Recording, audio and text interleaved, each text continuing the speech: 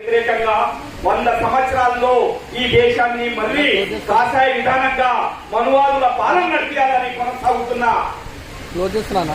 Machine Kagar పేరుతో ప్రజల గురించి ప్రజాస్వామ్యాన్ని నిలబెట్టే ఆ ప్రజా ఉద్యమకారులను మావోయిస్టులు మరి నయా పైసా జీతం తీసుకోలేని వారు, మరి జీతాలు తీసుకునేవారు ప్రజల ద్వారా, వాళ్ళు ఉన్మాదులుగా ఇలా ప్రజాపాలనకు వ్యతిరేకంగా ఇలా పాలించే పాలకులు ఎవరైతే ఉన్నారో ఈ దేశానికి దగులుబాజులు, దొంగలు, లంగలు కనుకనే వాళ్ళు సామ్రాజ్యవాదులతో ఈ దేశ యొక్క సంపదను దోషపెట్టడానికి ప్రయత్నం చేస్తున్న దానికి వ్యతిరేకంగా భారత్ బచావ్ రాజ్యాంగం సాక్షిగా ఏర్పాటు చేసిన ఈ సుందర విజ్ఞాన కేంద్రం మరి ఇక్కడికి సభాధ్యక్షత వహిస్తున్న ఎంఏ గోపీనాథ్ డాక్టర్ గారికి, అదే మాదిరిగా ఇన్నారెడ్డి అన్న గారికి, రమేష్ అన్న గారికి, అదే మాదిరిగా ఆదివాసీ హక్కుల పోరాట సంఘీయ వేదిక వాస్తవానికి ముందే ఒక అడుగు వేసింది.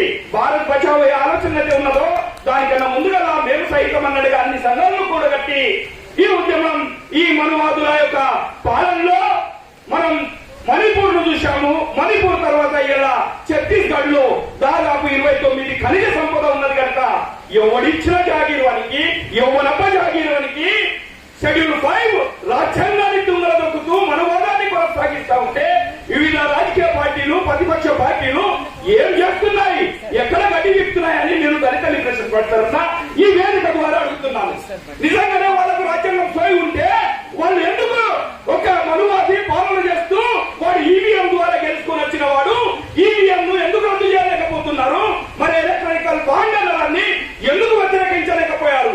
ఎలక్ట్రికల్ బాండ్ ద్వారానే నల్లధనాన్ని తెల్లధనంగా మార్చుకొని ప్రజలను మాయమాటాలు చేస్తూ మన దగ్గర కూడా పాలించిన వాడు కూడా బీర్ బ్రాండీ బిర్యానీలతోటి 10 సంవత్సరాల తెలంగాణలో ఎట్లా ఏనేళ్ళు మనకు కనబడ్డది. ఇలా మన ఛత్తీస్గఢ్ ఈ ప్రాంతంలో ఇంద్రవెల్లి నదికి 22 ఉపనదులు ఉన్నాయి. దాంతో మనకు గోదావరి నది వస్తుంది. మరి దాని గురించి వాస్తవానికి వరంగల్ నుంచే కదా దానికి బీజం పడ్డది. ఆ ఛత్తీస్గఢ్ కు దంతెవాడకు మరి అప్పుడు ఎన్కౌంటర్ చేసినోడు ఎవడు? అప్పటి నుంచి ఇప్పటి వరకు రాజకీయ నాయకులు మారుతున్నారు కానీ వారి యొక్క పాలసీ బహుళ జాతి కంపెనీలకు గులాంగిరి చేస్తున్నారు కనుక దాన్ని వ్యతిరేకించడానికి ప్రజాస్వామ్యబద్ధంగా, రాజ్యాంగబద్ధంగా రాజ్యాంగం మీద ప్రమాణం చేసిన వాళ్ళ కర్తవ్యం వాడు మర్చిపోయినప్పుడు ఈ రాజ్యాన్ని నడిపించడానికి రాజ్యాంగం సాక్షిగా 4 పాదాలు అంటారు. ఒకటి ప్రజల ద్వారా, ప్రజల కొరకు ఎన్నుకోబడ్డవాడు. వాడు దగులుబాజీ దళారులైనప్పుడు మన జ్యుడిషియల్ అన్నది పాల్గొనాలి. జ్యుడిషియల్ వారికి సత్తా ఉన్నది, వారు చేయాలి. కానీ జ్యుడిషియల్ కూడా అమ్ముడుమైన సత్తా కనబడుతుంది. మరి మూడోది ఎవరన్నా ఉన్నారంటే ఎగ్జిక్యూటివ్ ఆఫీసర్స్, కలెక్టర్లు, ఎస్పీలు ఎవరి గురించి గులాంగిరి చేస్తున్నారా మిమ్మల్ని ఈ వేదిక ద్వారా నేను దళిత లిబరేషన్ తరఫున అడుగుతున్నాను. ఇంత మారణ కాండము ఇక్కడ సోని గారు ఛత్తీస్గఢ్ నుంచి వచ్చిన ఆ తల్లి చెప్తుంది. ఎట్లా మానవ ప్రాణాలు దోస్తున్నారు, ఎట్లా హింసలిస్తున్నారు. మరి బేల భాటియా గారు ఉన్నతమైన చదువుకొని ఈ దేశం యొక్క వెనుకబడ్డ ఆ ప్రాంతానికి వెళ్లి వాళ్ళకు విద్య, వైద్యం ఎందుకు లేదు?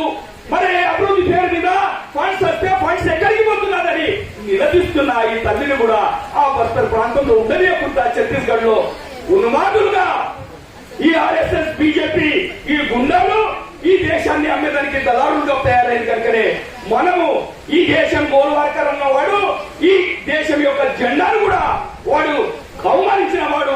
అలాంటి వాడు గురవాదులు కాకుంటే, మనువాదులు కాకుంటే వారికి వ్యతిరేకంగా పోరాడేదానికి ప్రజా సంఘాలు నోరు ఇప్పకుండా, రోడ్డు దిక్కి రాకుండా, ఐక్యంగా కాకుండా ఉంటే ఎవడు పాలన చేస్తాడు? ఆ దొంగల పాలన కొనసాగుతుంది కనుక ఈ వేదిక ఇది రాజ్యాంగాన్నే కాకుండా దేశాన్ని పరిరక్షించడానికి, మన అస్తిత్వాన్ని పరిరక్షించడానికి, ఒక మనువాదులను పొందబెట్టడానికి మనకింత సరిపోతలేదా? వారి గోళీలు ఉంటే మనకు ప్రజాస్వామ్యబద్ధంగానే టోటల్ గా ఎంపీలు, ఎమ్మెల్యేలు ఉన్నారో వాళ్ళు పార్లమెంట్ ముందు ధర్నాలు చేయండి. ఇది అన్యాయం నిలబడతలేదా? ఒక సోని గారు ఇక్కడికి వచ్చి ఆమె మీద జరిగిన సంఘటన కూడా చెప్పింది. ప్రజల ద్వారా జీతాలు తీసుకున్నవాడు, ఇలా స్టార్లు, యూనిఫామ్లు వేసుకున్నవాడు వాడు దళారిగా పెట్టుబడిదారుల కింద గులాంగిరి చేస్తున్నారు.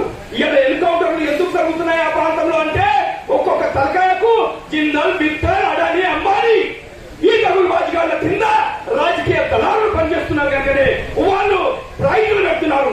ఇన్ని కేంద్ర కమిటీ అని తప్పుల్ని మీకు గిన్నిస్తాం, జిల్లా కమిటీ అని తప్పుల్ని గిన్నిస్తాం, స్టేట్ కమిటీ అని తప్పుల్ని గిన్నిస్తామంటే వీళ్ళు కూడా వేసుకున్న యూనిఫామ్ ను మర్చిపోయి దేశం మీద ఏదో ప్రతిజ్ఞ చేసిరో రాజ్యాంగం మీద దాన్ని మర్చిపోయి ఆ దళారుల దగ్గర గులాంగిరి చేస్తూ ఎవరిని తప్పుతున్నారు. ఎవరి దగ్గర ట్యాక్స్ తీసుకొని ఎవరి అమ్మ ట్యాక్స్ తోటి జీతాలు తీసుకుంటున్నారో వాళ్ళ మాన ప్రాణాలు చూస్తున్నారు. ఎక్కడన్నా మనం చరిత్రలో చూసినామా ఏ ఒక్క మావోయిస్ట్ లేకుంటే నక్సలైట్ ఈ పలానా వాళ్ళ ఆస్తిని దోస్తున్నాడు లేకుంటే పలానా అమ్మాయిని అత్యాచారం చేసిండని ఎక్కడ కనబడది. కానీ ప్రజల ద్వారా ట్యాక్స్ తీసుకొని జీతాలు తీసుకున్న రాజకీయ నాయకుల నుంచి మొదలు పెడితే యూనిఫామ్ వేసుకున్న రక్షక భటులలో కూడా ఈ తగుడు బాధ్యతలు రేపులలో ఉన్నారు, అత్యాచారాలలో ఉన్నారు, దోసుకునే దొంగలలో ఉన్నారు. మరి ఎప్పుడు మనం చైతన్యమవుతాం? ఎప్పుడు మనం ఈ గొంతు తిప్పుదాం?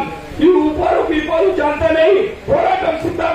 ఆ పోరాటానికి సిద్ధం కావాలని ఇలా మనకేమైతే 3 ప్రధానంగా ఇచ్చారో దాని మీద ఈ అంశాల మీద అందరం కలిసి కట్టుగా ప్రజలను చైతన్యం తీసుకొచ్చి పోరాటానికి సిద్ధం కావాలని పేరు పేరున కోరుకుంటూ ఈ అవకాశం ఇచ్చిన పెద్దలందరికీ ఉద్యమ అభివందనాలు. జై భీమ్, జై